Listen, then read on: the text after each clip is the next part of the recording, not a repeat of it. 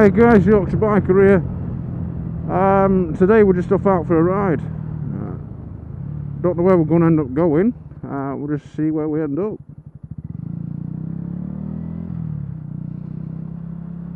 I don't need fuel yet, that's fine. So what I'm doing as well, I'm just trying the new camera angle. It's a little bit awkward to mount on my bike because of the design of the mirror arms. They're quite flat. If you imagine what an M&M, or not an M&M, if you imagine what a Minstrel looks like,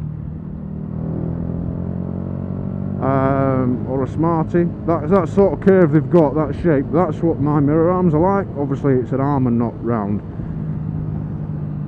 so it's quite difficult when you when you obviously put the mount on. There's only one position it can go in.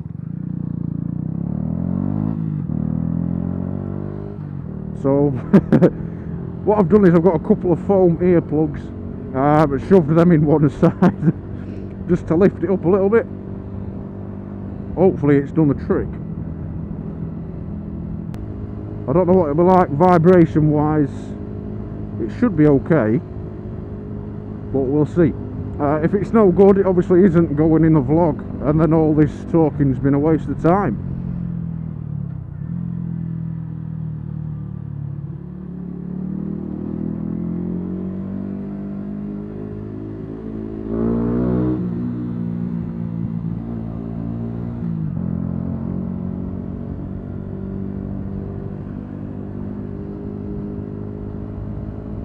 So yeah, it's a nice day. Well, I've got a 3-day weekend. Hopefully I'll be going out tomorrow on the bike with my dad. Just depends on weather, because it is working today, so I'm on another lonely ride. That should have been my YouTube name, Lone Rider. Oh yeah, motherfucker.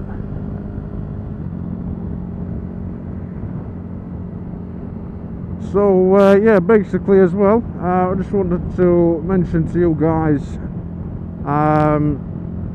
now a few people have asked me why I don't use a clutch when I change gear. Yes, I know Motornosity has just done a video on this, but I'm guessing not all of my subscribers know who Motornosity is. They might do, they might not. So for those of you that don't, basically I don't use the clutch because it's called clutchless shifting. Now it's not something, if it's done right, it's not something that'll break your bike. There's nothing wrong with it at all. It's perfectly okay. Now you probably won't get the knack of it straight away. It might take a couple of minutes to get used to. You're really going through... Oh, I thought you were going through a red light then. Yeah, it might take a few minutes to get used to. But basically what you do is you've got your gear lever. Obviously you put your foot underneath to lift it up to go up the gears. So basically you just... It works better under hard throttle. I'll show you in a minute. It works better under hard throttle. So you just take the pressure, put pressure on the lever. Just, hang on, I'll show you.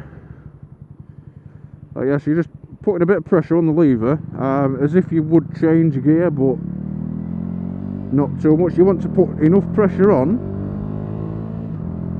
so that when you change gear, it doesn't take any extra pressure to lift the lever up.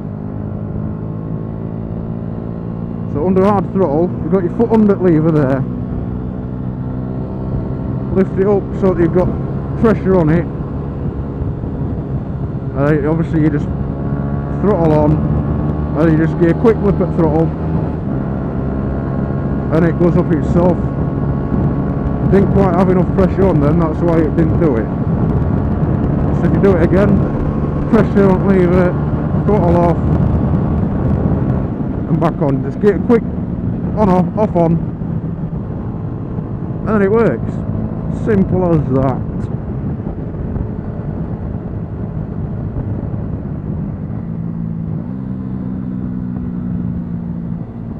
Now going down the gears, that's a different matter.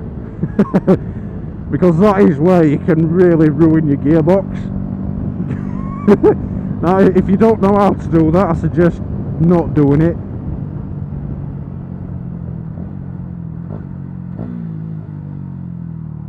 Because it's one sure way to need a new bike. Clutchless shifting.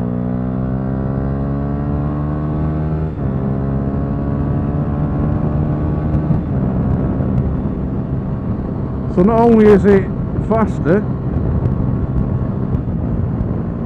what it does as well, obviously because it's faster, when you're accelerating, obviously the weight goes to the back of the bike. The weight is staying at the back of the bike, so you're not moving your weight forward and backwards, disturbing it.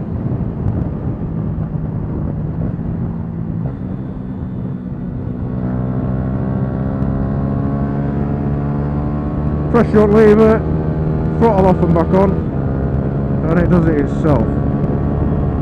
And again, easy as that. Look, I've got no hand on clutch.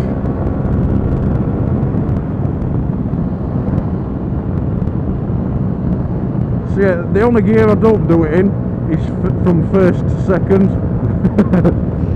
I have done it a few times before, but this bike has a tendency to go into neutral, so that's something you want to avoid doing. So yeah, I use the clutch going from first to second, and yes, I know how to clutchless shift going down the gears, but to be honest, I don't really do it because there's that element of it may knacker it may break your gearbox. So just to be safe, when I'm going down the gears, I always do use the clutch to make it a little bit smoother as well. When you go, obviously you use the clutch, drop the gear, just give the throttle a quick blip as well. It doesn't have to be much. It's just like this, just a little blip. It picks the revs back up, ready for the rev count, should you say, in the gear that you're going into.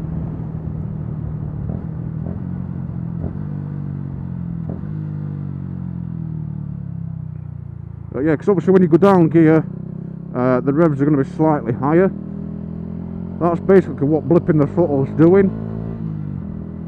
Oh, another. That's basically what the throttle's doing. You're just building the revs back up for the gear when you get into it, so it makes it smoother. You don't get that jolting forward.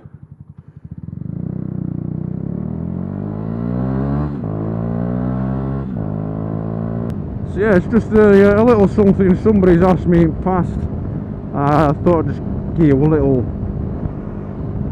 speech on it. So yeah, going up the gears without a clutch, it's perfectly fine if you do it right. I mean, it'll do it when you're not hard on the throttle as well. Right, I can just be cruising and do it. It don't work as well though. It works better when you're giving your bike some. Yeah, I know it's only a 125, but in respective terms, giving it some, it still does the same job. So yeah, clutchless shifting, perfectly fine, even down the gears if you can do it right. If you're not sure how to do it, as I say, I advise to use the clutch.